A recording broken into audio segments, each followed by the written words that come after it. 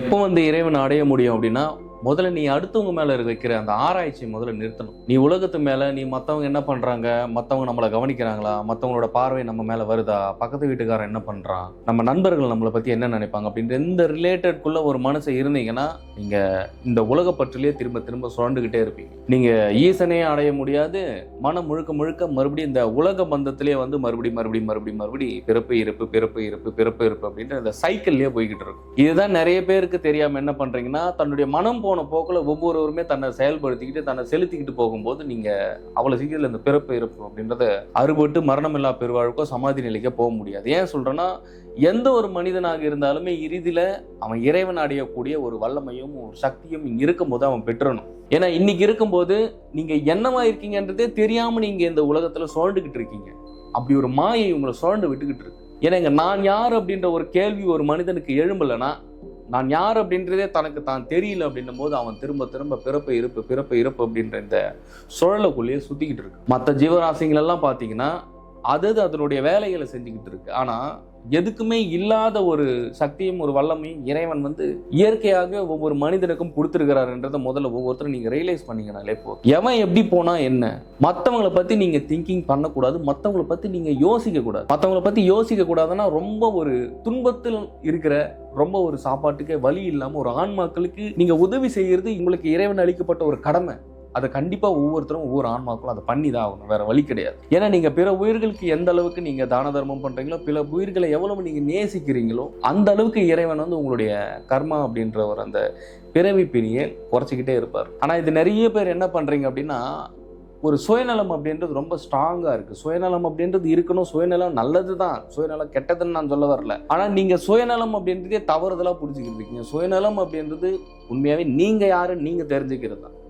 அப்படி நீங்க யாருன்னு நீங்க தெரிஞ்சுக்கிட்டு நீங்க இறைவன் கிட்ட சரணாகதி அடைய முற்படும் பொழுதும் உங்களுடைய ஆன்மாவை நீங்க அறியும் போதுதான் மனதில் இருக்கக்கூடிய அந்த தொடர்பு அப்படின்றது கட்டாக ஆரம்பிக்கும். ஆனா முழுசா என்ன பண்றீங்க, நீங்க மனம் பின்னாடி பயணம் பண்ணிக்கிட்டு இருக்கீங்க. அவன் என்ன பண்ணா சுத்தி அடுத்தவங்க மேலேயே உங்களுடைய கவனங்கள் உங்களுடைய மனம் கொண்டு போய் செலுத்திக்கிட்டே இருக்கும். அதனால என்ன ஆகும்னா, அவங்க மேல ஒரு அதீதமா ஒரு பற்று ஏற்பட்டு, அவங்க மேல ஒரு அதிகமான ஒரு ஈர்ப்பு ஏற்பட்டு திரும்ப வலிகளையும் வேதனைகளும் அனுபவிச்சுக்கிட்டே இருக்கும். இதுக்கு தான் சொல்றது, ஒரு யோக பயிற்சியை தினம்தோறும் ஒரு குரு உபதேசத்தோட தீட்சை எடுத்து பயிற்சி எடுக்கும். அப்படி குரு உபதேசத்தோட தீட்சை எடுத்து பயிற்சி பண்ணும் போது என்ன ஆகும்னா, முழுமையா இறைவனும் பிரபஞ்சமும் உங்களுக்கு என்ன தேவையோ அதை சரியா பூர்த்தி பண்ணி கொடுக்கும். ஆனா நீ மனம் போன போக்கில் நான் இப்படிதான் இருப்பேன், நான் இப்படிதான் இங்க செயல்படுவேன், நான் என்னை மாத்திக்க மாட்டேன், என்ன ஆன்மாவது எதுவாவது அப்படின்ட்டு நீங்க மனம் போற போக்குல நீங்க உங்களுடைய அகங்காரத்தோட நீங்க பயணப்படும் போது ரொம்ப அதீதமான பிரச்சனைகளுக்குள்ள போய் சிக்கிடுவீங்க. ஏன்னா இதுக்கு ஒரு எக்ஸாம்பிள் இருக்கு. என்னன்னா, ஒரு கடல் இருக்கு, கடல்ல தண்ணி இருக்கு,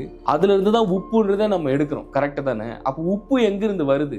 கடல்ல இருந்து, தண்ணியில இருந்து தான் வருது. அப்போ ஒருவருடைய மனமும் எங்கிருந்து வருதுன்னா அந்த ஆன்மால இருந்து வெளியே வருது. அதாவது ஆன்மாவுக்கு ஏற்பட்ட ஒரு சலனம், ஒரு டிஸ்டர்பன்ஸ்ல இருந்து இந்த மனம் முழுசா வெளியே வருது. அப்போ ஒவ்வொருத்தருடைய மனமும் உள்ள அடங்கலைன்னா, மனம் ஒவ்வொருத்தருடைய சொல் பேச்ச கேட்கல அப்படின்னா இங்க பிறவை பயணம் அடைய முடியாது, ஈசனையும் அடைய முடியாது. முழுக்க இந்த உலக பந்தத்திலே இந்த உலக பற்றிலுமே சுத்தியே சாக வேண்டியதுதான். சரி, ஓகே, நான் மறுபடியும் பிறந்து நான் இப்படியே மறுபிறப்பை எடுத்துக்கிறேன் நீங்க சொன்னாலும், இங்க மறுபிறப்பு அப்படின்றது நீங்க நினைச்சிட்டு இருக்கிற மாதிரி மறுபடியும் மனித பிறப்பை நம்ம எடுப்போமா அப்படின்றது கிடையாது. நீங்க என்ன பிறப்பானாலும் எடுக்கலாம். கர்மம் சேர சேர மலத்தில் மிதக்கும் புழுவாய் பிறப்பாய் அப்படிங்கிறாரு சித்தர். அந்த மாதிரி ஒரு இழிப்பிறப்பை எடுத்தா என்ன பண்ணுவீங்க நீங்க? ஒரு மலத்துல மிதக்கிற ஒரு புழு, ரொம்ப அருவருப்பான ஒரு விஷயம் அப்படின்ட்டு அதுல பிறக்கக்கூடிய புழுவா பிறந்தீங்கன்னா என்ன பண்ணுவீங்க? அப்ப என்ன பண்ணணும்? ஒவ்வொருத்தரும் தன்னுடைய கர்மாவை முழுவதுமாக குறைத்து தன்னுடைய கர்மா இல்லாத ஒரு வாழ்க்கைக்குள்ள ஒவ்வொரு ஆன்மாவுமே போகணும். இதுக்கு ஒவ்வொருத்தரும் நீங்க முற்படணும், கட்டாயமாக முற்படணும். இல்லைன்னா பிரச்சனைகள் மேல பிரச்சனைகள் ஒவ்வொருத்தருடைய வாழ்க்கையில உற்பத்தி ஆகிக்கிட்டே இருக்கும். அப்புறம் எதுக்கு சித்தர்கள் தீட்சைன்னு வகுத்தாங்க, பயிற்சிகள்னு கொடுத்தாங்க? பிரம்ம யோகம் அந்த மாதிரியான உயர் ரக பயிற்சி குரு பிரம்மானந்த ஸ்ரீ சிவபிரபாகர சித்தியோகி சுவாமிகளுடைய உயர்ந்த ரக பயிற்சி தான் இது. மனம் அது செம்மையானால் மந்திரம் ஜபிக்க வேணாம். இதுக்கு தான் சொல்றாங்க, மனசை செம்மைப்படுத்தணும், மனசை ஒழுங்குபடுத்தணும், மனசை எப்பவுமே இறை சிந்தனையிலும் எப்பவுமே இறைவனை நோக்கி செலுத்திக்கிட்டே இருக்கணும். கணத்துக்கு கணம், நொடிக்கு நொடி அப்படிங்கிறது. இது எல்லாமே செய்யாம தன்னுடைய வாழ்க்கை மாறிடும்னா கண்டிப்பா மாறவே மாறாது.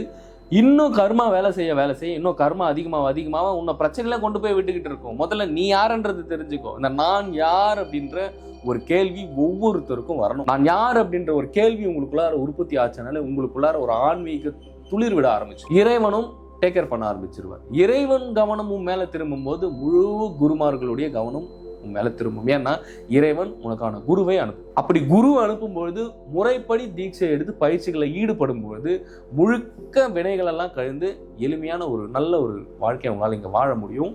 அதே சமயம் வாழ்ந்து முடிச்சுட்டு கர்மா இல்லாம இங்கிருந்து நீங்க மோட்ச முக்திக்கு நீங்க போக முடியும். ஆனா நான் இதெல்லாம் செய்யவே மாட்டேன் குருஜி, நான் இப்படிதான் இருப்பேன், நான் ஏன் என்ன மாத்திக்கணும்? இப்போ உலகத்துல இருக்கிற மற்றவங்க எல்லாம் நல்லாவா இருக்காங்க, அவங்களாம் கரெக்டாவா இருக்காங்க, அவங்க மட்டும் தப்பு பண்ணலையா, அவங்க மட்டும் குற்றம் பண்ணலாம், அவன் என்ன வேணா பண்ணிட்டு போறான், நமக்கு அது தேவை கிடையாது. நீ உன்னுடைய மனசை ஒழுங்கு நிலைப்படுத்திக்கணும், உன்னுடைய மனசை சரியான திசையில கொண்டு போ, உன்னுடைய மனசை ஈசனை நோக்கி கொண்டு போ. இதை ஒவ்வொருத்தருமே பண்ண ஆரம்பிச்சிங்கன்னா தான் உங்களுக்குள்ள இருக்க அந்த மும்மலம் அந்த தொடர்பில் கட் ஆகும். அந்த மும்மலம் தான் இங்க பெரிய பிரச்சனை. அப்படி மும்மல தொடர்புல இருந்து ஒவ்வொரு ஆன்மாவும் நீங்க மனசையும் கொஞ்சம் கட் பண்ணி அதுல இருந்து வெளியே கொண்டு வரும்போது பயிற்சி பண்ண எளிமையா உங்களுடைய எண்ண அலைகளா இருக்கட்டும், உங்களுடைய தேவையில்லாத எண்ணங்களா இருக்கட்டும், எல்லாமே அதுல இருந்து ரெக்யூர் ஆகி வர ஆரம்பிக்கும். சீக்கிரமா நீங்க அப்பதான் நான் யார் அப்படின்ற ஒரு கேள்வி உங்களுக்குள்ளார உற்பத்தி ஆகும் போது எளிமையா நீங்க அடுத்தடுத்து உங்களுடைய ஆன்மா ஞானத்தை நோக்கி நகர ஆரம்பிக்கும். இங்க எல்லாருடைய பிறப்புடைய விஷயமே என்னன்னா ஒவ்வொரு ஆன்மாவும் ஞானம் அடையணும். இங்க ஞானம் அடையிறதுக்கு தான் நீ வந்திருக்க. ஞானம் அடைஞ்சு இறுதியில உன்னுடைய ஆன்மாவை நீ கொண்டு போய் கரை சேர்க்கணும். நீ கரை சேர்க்கலன்னா திரும்ப திரும்ப இங்க பிறந்துகிட்டே இருப்ப. நீ எதுக்கு கோவிலுக்கு போற? சிவபெருமானே எனக்கு காசை கொடு, எனக்கு பணத்தை கொடு, என்னோட கஷ்டம் தீரனா சத்தியமா சொல்ற அதெல்லாம் தீர்க்க மாட்டார் கடவுள். இது வரைக்கும் அப்படிலாம் யாருக்கும் கஷ்டத்தை அப்படிலாம் தீர்க்க மாட்டார் அப்படி நீ நினைச்சுக்கிட்டு இருக்க. கோவில் அப்படின்றது எதுக்கு உற்பத்தி பண்ணி வச்சிருக்காங்கன்னா ஒவ்வொருவருடைய மனசில் இருக்கக்கூடிய சரளமாக இருக்கட்டும், ஒவ்வொரு ஆன்மாவும் பிறப்பெடுத்திருக்கின்ற வினைகளை குறைக்கிறதுக்கு தான் கோவில. நீ இறைவன் கிட்ட போய் காசு பணம் கேட்டாலும் அப்படிலாம் கொடுக்க மாட்டாரு. கடவுள் ஒன்றும் பேங்க் வச்சுக்கிட்டு இல்லை, அப்படியே பிரிண்ட் பண்ணி உங்களுக்கு கொடுத்துட்டு இருக்கிறது. இறைவன் ஒவ்வொருவரையும் நேசிக்கிறார், அன்போட நேசிக்கிறார். இறைவன் உங்களுக்கு ஒரே ஒரு விஷயம் தான் கொடுப்பார், என்னன்னா ஒவ்வொருவருக்கும் ஆழ்ந்த ஒரு அமைதி கொடுப்பார். கோவிலுக்கு போனால் உனக்கு காசெல்லாம் வராது, நீ தான் காசு கொடுத்துட்டு வரணும். ஆனால் இறைவன் உங்களுக்கு ஒரு அமைதியை கொடுப்பார். அது எவ்வளவு நேரம் கொடுப்பாரு? ரொம்ப நேரம்லாம் அந்த அமைதி இருக்காது. ஒரு அரை மணி நேரம், 1 மணி நேரம், 2 மணி நேரம் இருக்கும். வீட்டுக்கு வந்தோடனே அந்த வைப்ரேஷன் இருக்கும், அவ்வளோதான். அப்போ எப்பவுமே தமக்கான ஒரு நிம்மதி, ஒரு அமைதி ஒவ்வொரு மனசுக்கும் கிடைச்சிருச்சுன்னா அவனோட வாழ்க்கை சுலபமா மாறிடும். ஏன்னா அமைதி இல்லாத ஒரு மனத்தை இங்க வச்சுக்கிட்டு திரும்ப திரும்ப திரும்ப ஒரு பூலேருந்து வெளியே வர்ற ஒரு மனம் மாதிரி உன்னுடைய மனம் உனக்குள்ள இருந்தே வீசிக்கிட்டு இருக்கு வெளியே. உன்னோட சக்தியும் உன்னோட எனர்ஜியும் எல்லாமே வெளியே வீணா போய் வெளியே விரயமாயிட்டு இருக்கும்போது எங்கிருந்து உன்னோட வாழ்க்கை மாறும்? சரி, இறைவன் கொடுக்கறது கரெக்டா இருக்காரு, உன்னுடைய மனம் சரியா இருக்கணுமே. அப்ப இதுல எவ்வளவு விஷயங்கள் ஒவ்வொருத்தருக்குள்ள கிரியேட் ஆகுதுன்றது நீங்க திங்க் பண்ணி பார்க்கணும். ஸோ எப்போ உங்களுடைய மனசை முழுமையா தன்வசப்படுத்தி இறைவன் இடத்துல எப்போதுமே தன்னை சரணாகதி நிலையில வைக்கிறீங்களோ, இன்னும் யோக பயிற்சிகளை செய்ய செய்ய செய்ய, பிரம்மயோகம் போன்ற ஒரு உயர் ரக பயிற்சிகளை செய்ய செய்ய எளிமையா உங்களுடைய மனம் தன்வசப்படாது. அப்படி ஒவ்வொருவருடைய மனமும் தன்வசப்படும் பொழுது எளிமையா நீங்க இறைவன் கிட்டையும் போகலாம், இறைவன் கிட்ட என்ன வேணுமோ அதுவும் நீங்க திருப்திப்படுத்திக்கலாம். பிறவையுடைய பலனையும் இங்க முடிச்சுட்டு போகலாம். நீ நினைச்சுக்கிட்டு இருக்க நீ என்னென்ன இதுதான் நிஜம் அப்படின்னு சத்தியமா சொல்றேன், இருக்கிறது எதுவுமே நிஜம் கிடையாது. இது எல்லாமே பொய் தான்.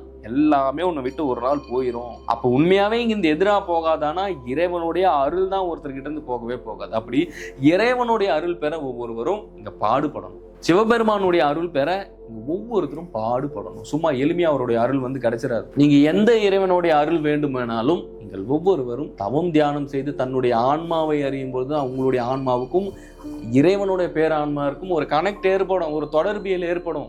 அதுக்கெல்லாம் உங்களுடைய மனம் மறைச்சு வச்சு இந்த மாயையில உங்களை சுத்தி காமிச்சுக்கிட்டு இருக்கு. வாழ்க்கையை நீங்க ரொம்ப விளையாட்டா எடுத்துக்கிட்டு இருக்கீங்க. ஏன்னா அந்த அளவுக்கு உங்களுடைய அறியாமை மூடி வச்சிருக்கு. ஒரு மனிதனுடைய அறியாமையை இந்த மாயை அவ்வளவு அழகா பயன்படுத்தி, அவ்வளவு பியூட்டிஃபுல்லா பயன்படுத்தி உங்களை இங்க இருக்கிற விஷயங்கள்ல ஈடுபடுத்து. எதிர் ரோட்ல ஒரு பெண் போனாக்கா அந்த பெண் மேலேயே தன்னுடைய கவனம் போறது. அப்படியே வெளியே வந்தீங்கன்னா எதிரில் இருக்கிற ஏதாச்சும் ஒரு மண், பெண், பொன், இந்த 3 விஷயம் தான். இந்த 3 விஷயத்தை வச்சுதான் உன்னுடைய வாழ்க்கையை தன்னுடைய கண்ட்ரோல்ல வச்சிருக்கு மாயை. இந்த 3 விஷயம் நீ நிஜம்னு பிடிச்சுக்கிட்டு இருக்க, பணமும் பொருளும் பொண்ணும். இந்த 3மே நீ விட்டுட்டு ஒரு நாள் போக போறன்றது நீ என்னைக்கு நீ ரியலைஸ் பண்ண போற, என்னைக்கு நீ உணர போற. இதை உணராம இதெல்லாம் நிஜம் அப்படின்னு ஒரு மனிதன் நினைச்சுக்கிட்டு இருக்கும்போது நீங்க திரும்ப திரும்ப இந்த சூழல்ல இருக்கும்போது வாழ்க்கை அவ்வளவு எளிமையா மாறாது. திரும்ப திரும்ப இங்க வந்துகிட்டே இருப்ப. நீ திரும்ப திரும்ப திரும்ப திரும்ப திரும்ப திரும்ப வந்துகிட்டே இருப்ப. ஆனா மனுஷனா வந்தா பரவாயில்ல, நீ நினைக்கிற மாதிரி அந்த ஆசைகள் நீ வாழலாம். ஏன்னா உன்னுடைய மனம் எந்த அளவுக்கு இந்த சூழல்ல இருக்கோ, எப்ப தன்னை அறியாம திரும்ப திரும்ப இந்த சூழல்ல ஒவ்வொரு ஆன்மாவும் இருக்கோ, அது திரும்ப திரும்ப வந்துகிட்டே இருக்கும். நான் யார் அப்படின்ற கேள்விக்கு உனக்கு விலை கிடைச்சிருச்சுன்னா திரும்பி இங்க வரதுக்கு வாய்ப்பே கிடையாது. இப்படி அறிஞ்சு போனவங்க தான் எல்லா சித்தர்களுமே, எல்லா மகான்களும், எல்லா ஞானிகளும். ஏன்னா நீ இதை தெரிஞ்சுக்காம இதை அறியாம நீ இந்த இடத்துல சுத்தும் போது என்ன ஆகும்னா, முழுக்க நீ இங்கேயே வந்துகிட்டு இருப்ப. உங்களுக்கு பிரச்சனைகள் வந்துகிட்டே இருக்கும், பிரச்சனைகள் தொடர்ந்து வந்துகிட்டே இருக்கும். அந்த பிரச்சனைகள்லாம் நீ ஃபேஸ் பண்றதுக்குள்ள வாழ்க்கை போதும் போதும்னு ஆயிரும். ஸோ ஒவ்வொருவருமே ஆன்மாவை பற்றி தெரிந்து கொள்ள வேண்டும், ஆன்மாவை படிக்க வேண்டும். ஒவ்வொருவரும் ஆன்மாவை நோக்கி செல்ல வேண்டும். ஒவ்வொருவரும் தன்னுடைய ஆன்மாவை நோக்கி செல்லும் போது தன்னுடைய ஆன்மாவை இறைவனிடத்தில் கரை சேர்க்க வேண்டும் அப்படின்ற ஒரு மும்முரத்தை நீங்கள் காட்டும்போது நேரடியாக இறுதியில இறைவன்கிட்ட சரணாகதி அடைஞ்சிட முடியும். இறைவன் உங்களை ஆட்கொண்டு விடுவார். ஏன்னா ஒரு மனுஷனுக்கு உலகப்பற்று இருக்க இருக்க உலகத்தின் மீது திரும்ப திரும்ப ஒரு மோகம் ஏற்பட அவன் இந்த சுழலே தான் இருப்பான். அவன் இங்கிருந்து போகவே மாட்டான். திரும்ப திரும்ப இறந்து பிறந்துகிட்டே தான் இருப்பான். இப்போ உலகத்தினுடைய மோகத்தை குறைக்கணும். ஒவ்வொருத்தரும் தன்னுடைய உலகத்தின் மேல இருக்கிற பற்றும் இந்த மோகத்தையும் குறைக்கும் போது எளிமையாக நீங்கள் சிவபெருமானை உள்ளத்தில் காணலாம்.